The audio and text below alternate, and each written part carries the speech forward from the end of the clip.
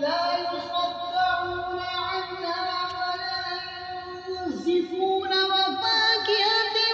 مما يتخيرون ولحم طير مما يشتهون وحور عين كأمثال اللؤلؤ المكنون جزاء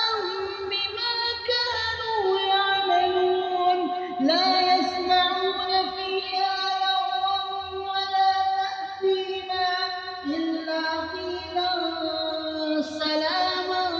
سلاما وأصحاب اليمين ما أصحاب اليمين في سدر مخضود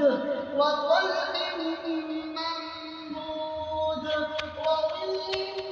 ممدود وماء مسكوب وفاكهة كثيرة لا مقطوعة ولا ممنوعة وفرش مرفوعة إنا أنشأناهن إنشاء فجعلناهن أبكارا عربا أترابا لأصحاب اليمين ثلة من الأولين وثلة من الآخرين وأصحاب الشمال ما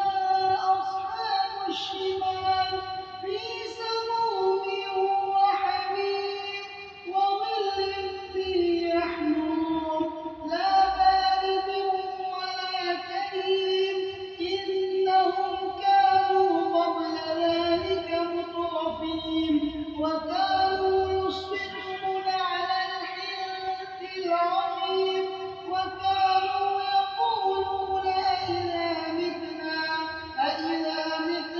وكنا ترابا وعظاما أإنا لمبعوثون